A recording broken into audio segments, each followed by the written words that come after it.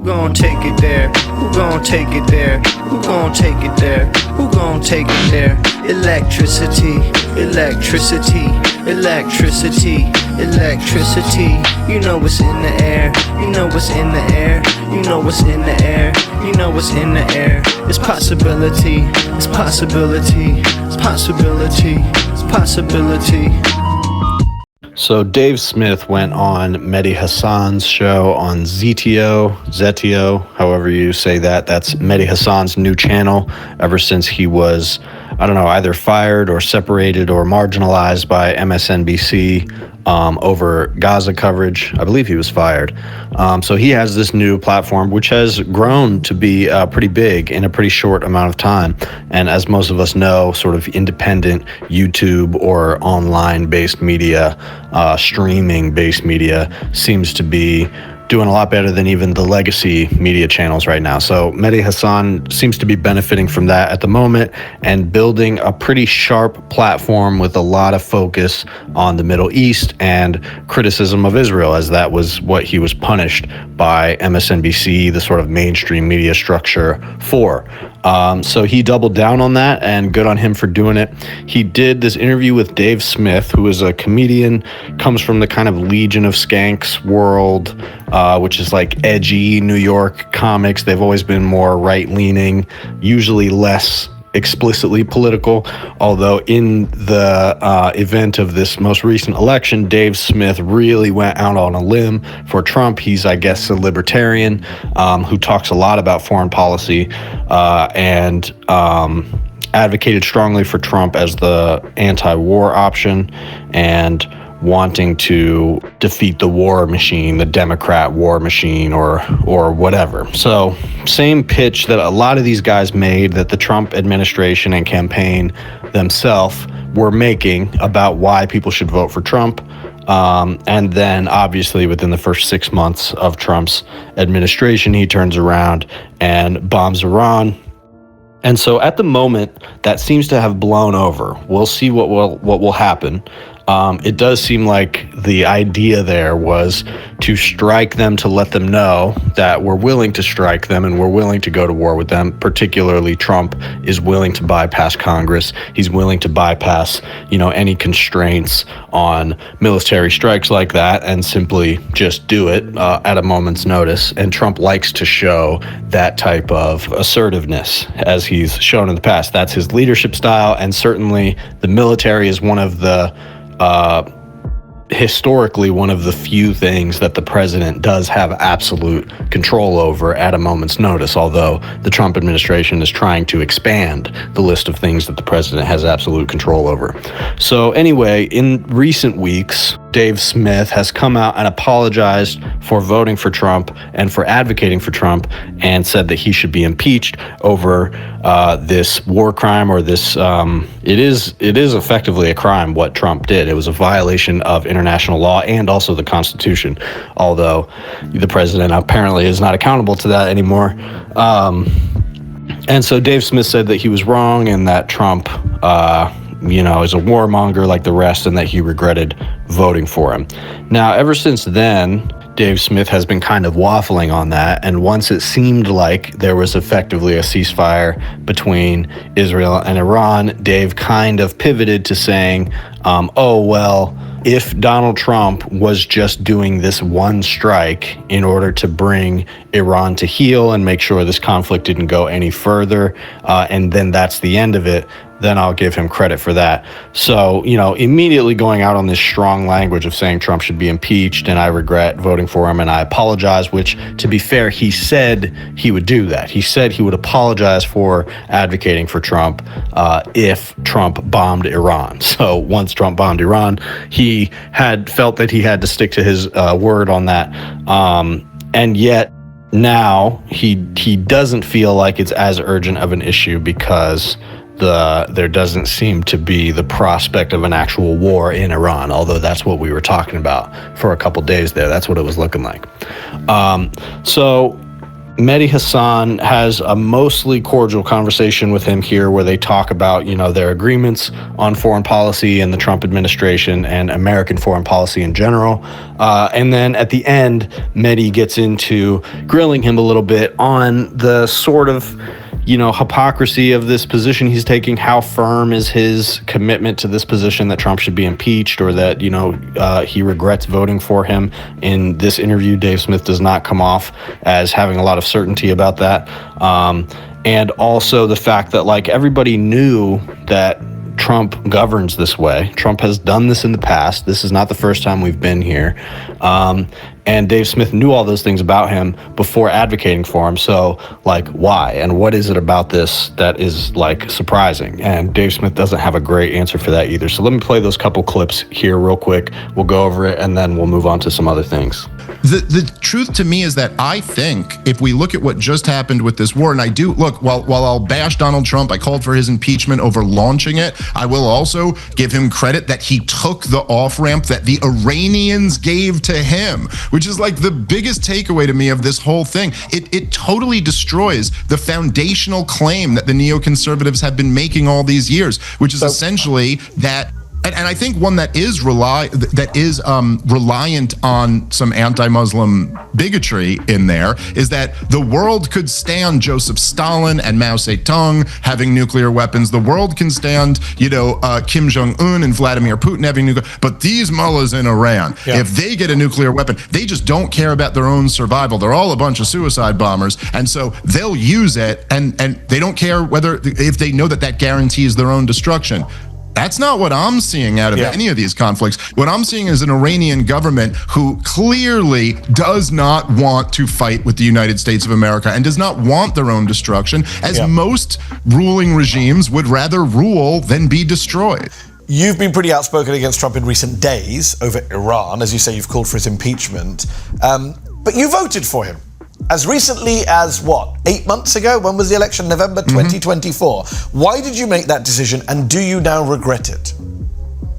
Yeah, I mean, I said the other day that I apologized for voting for him, but with a lot of these things, I just felt like he's making the worst possible decision right now. I'm going to criticize him in the harshest possible language and try to send as much of a message as I can that even people who did support Donald Trump will turn on him over this.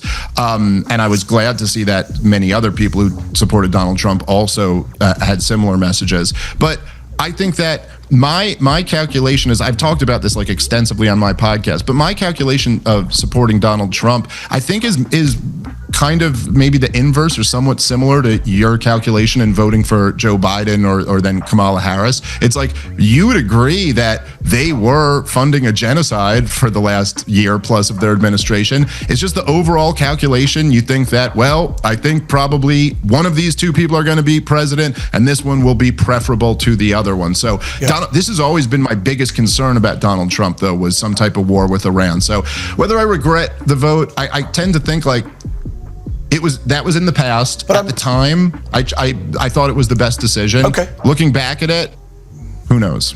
We know that Donald Trump pulled out of the Iran nuclear deal in 2018. You knew that. We know he assassinated top Iranian General Qasem Soleimani in 2020. You knew that. Those two decisions are basically why we are where we are now. It's why Iran started enriching at 60%, not the 3.67% they were doing under Barack Obama's JCPOA deal. You went ahead and voted for Donald Trump last year, knowing that he is the guy who tore up the Iran deal. It's not this is not 2016. You didn't go in saying, maybe Donald Trump might be the guy. He's saying anti-war stuff in Michigan. He's attacking Liz Cheney. Yeah, he sounds like the more anti-war guy.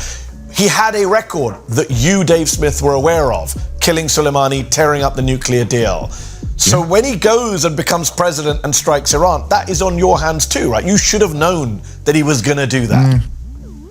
Well, I don't really agree with that any more than I think that if Kamala Harris had won and continued the policy, which she certainly would have, of funding Israel's destruction of Gaza, I don't think you would have had blood on your hands necessarily. The truth is that we live in a system where there are two major parties. But I made it very clear, Dave, to people that I didn't agree with Harris's Gaza policy and that she would be bad on Gaza. You went into Trump. I was very clear. No, you suggested Trump would be more anti-war, didn't you? Or am I wrong on that? No.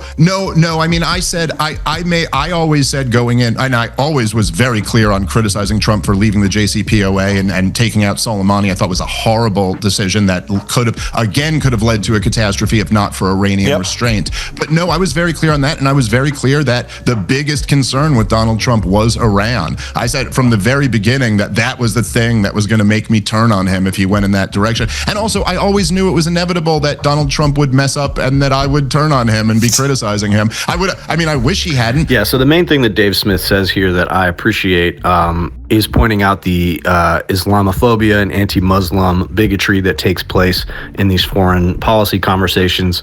Like, for some reason, of all the world powers, we can't let Muslim countries have nuclear weapons because they are inherently suicidal and self-destructive and they want to kill everybody. And there's definitely inherent racism to that. And that type of premise is pretty widely accepted amongst a lot of conservative or even liberal types. There's a debate with Cenk Uygur and Sam Harris from years ago where he's making that exact claim that, Muslim societies are somehow different in their ability to have a nuclear weapon responsibly because their doctrine, demands that they be suicidally dedicated to holy war or whatever. So definitely just a racist conception, as all of our societies have their ridiculous religious notions that govern them in some way or another. And Dave Smith is absolutely right here that Iran has by far behaved the most responsibly of any of the world powers involved in this conflict. And they clearly, from the beginning, have not wanted to be involved. Not saying Iran is like, a perfect model of a country, but they clearly are not the aggressors in this situation. But beyond that, I don't know, this kind of exposes how unserious of a person Dave Smith is. And he does seem to have a pretty brushed up knowledge of foreign policy. So I'll give him credit for that. When I've heard him speak about this stuff, he does have like detailed ideas of what he supports, what he doesn't, and what our foreign policy actually looks like. But this whole move of saying, I'm going to strongly support Trump, he was really, really vouching for Trump in the days leading up to the election. He was all about it. And then within 6 months, Trump does something that he was obviously going to do. And then Dave Smith says, I'm not only going to apologize and say I shouldn't have voted for him, but I'm going to call for his impeachment. And then he just waffles on that. So it's like, I can understand the desire to make strong statements like that and stand by your word when you say you're gonna, that there's a certain like red line that can't be crossed. So I sort of appreciate that. However, Dave Smith is clearly not acknowledging that there are other reasons that he likes Trump that he's not as willing to let go of. And he's not willing to say something pretty simple, which is that the Democrats probably wouldn't have done this. The Democrats probably would have been better. And he is right in saying that Kamala Harris almost certainly would have continued the genocide. She made no signal that she was going to do anything different on that issue. And so he's right about that. However, he also acknowledges that this hawkishness when it comes to Iran is something that Donald Trump owns specifically. It's something that we all knew about Donald Trump. It continues to be true. And again, this strike that he did in Iran is something he has already done before in almost exactly the same way. So none of this is new. And in fact, when it comes to Iran specifically and doing these type of strikes specifically, I think if you compare the Trump and the Biden administration, there's no comparison. Trump is obviously the one that was more likely to do something like this if you look at Kamala Harris as just an extension of Biden's policy, which is pretty much what she said she was going to be. And even if you take it for granted that Kamala Harris probably would have continued the genocide and is saying that, somebody who supported Kamala Harris doesn't necessarily own that, even though it was likely to be true. And that's fair. But also, the genocide has continued anyway. And we are now acknowledging that the worst tendencies of Donald Trump that we all knew were there have reared their head within 6 months. So even if Kamala Harris was inevitably going to go to war with Iran, it probably wouldn't have happened within 6 months. And that's specifically a leadership style thing. Donald Trump did this because he wanted to make a statement, and he wanted to prove that he doesn't give a fuck, and he likes the chaos element. And, you know, that is something that is unique to him as a leader. It makes him uniquely dangerous on the world stage, which is why sometimes he's able to get what he wants, and why other times all he does is create chaos. And so that is what Dave Smith advocated for, because we all knew that. Dave Smith is old enough that he was a conscientious human being when Trump was president last time, just like I was. And so we remember that Trump was behaving these same ways. But what it comes down to, even though Dave Smith was able to call out the bigotry on one aspect, not of Donald Trump, but just bigotry in general towards Muslims, clearly the bigotry and the culture wars of Donald Trump, the anti-immigrants sentiments and wanting to round people up and mass deportations, etc. Obviously, he's in favor of those things enough that he still supports Donald Trump, and he's not willing to throw him to the wind, which is fine. Everybody already knew that. We already knew that about Trump supporters, that you're not going to abandon Donald Trump because there's too much about him that you like, and he's always able to get you hooked back in. This happens every time. There's nothing that he could do effectively that's really going to cause a large portion of his supporters, especially his most ardent supporters, to break off. That's why this guy, even you know, somebody who said, I have this principled stance on war, and if Donald Trump crosses this line, I'm going to abandon him. He did that, and now he's waffling on it. So, you know, I mean, it's okay to just admit that you love everything about Trump and you'll support him no matter what, because that's what I'm getting from this. I'm not seeing a big change, although maybe now that Elon Musk is starting essentially what's going to be another conservative party, supposedly, maybe that's what's going to give guys like this places to go. So we'll pivot into talking about that real quick. Elon Musk said he's going to start a new political party called the American Party. He promised to do this, or it's called the America Party. He promised to do this if the budget bill passed. And then the budget bill passes, so he had to do this. And it's not exactly clear to me what exactly this party is supposed to be, because the main issue that he had with this budget bill is that they increased the deficit. He was supposedly trying to decrease the deficit, but the bill just increases it because that's what Republicans always do, especially with Trump in charge. And so he's saying that is causing him to break from the Republican Party. Now, other people like Trump have said that it's only because of the electric vehicle subsidies that were cut out in this bill, subsidies that Elon Musk previously benefited from. However, I mean, that's not a reason to start a new party. It's a reason to advocate against the bill like Elon was doing. But he is saying that he wants to start this party to, you know, have a new approach to policy. And that's what I don't really understand, because everything about Elon Musk as of recently is conservative. He's fully on board with the conservative and even evangelical project in America. So I can't imagine this party is going to be anything other than that. What's the difference in policy between this party and the GOP? I can't imagine there is going to be much of one, and this will probably be a failure. I think Elon was taking some interest in Andrew Yang in the recent days and followed him or something like that. So that's probably the model we're going to see. Maybe they're going to combine projects or something like that. I don't expect this to go anywhere because they're not, you know, unless they really, really have some interesting policy ideas, which is almost certainly not going to be the case. You know, this isn't going to go anywhere. What you're gonna have a whole party, you're gonna have a whole platform and pitch based on we're not going to spend any money in the government. The government's not going to do anything. That's your pitch for a party. Nobody's going to vote for that.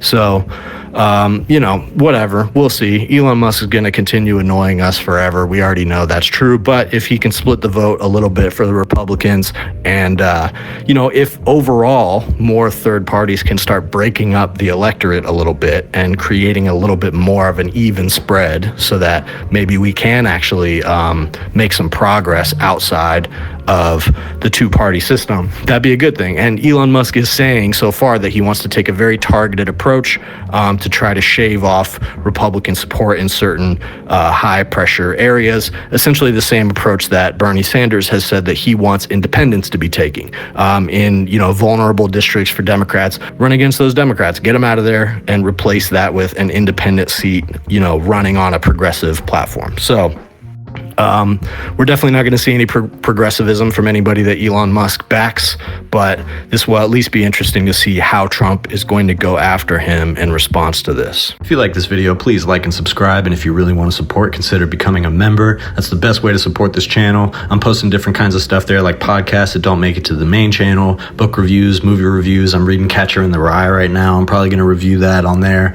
Also posting music early. I've got a couple EPs out that were available first for members only. Right now, there's a couple tracks on there. There's a freestyle by me and my buddies Wrecked and Psych. So if you want access to all that, different podcasts and other stuff, become a member. And if there's other kinds of content that you'd like to see for members only stuff, then let me know and we'll work some things out.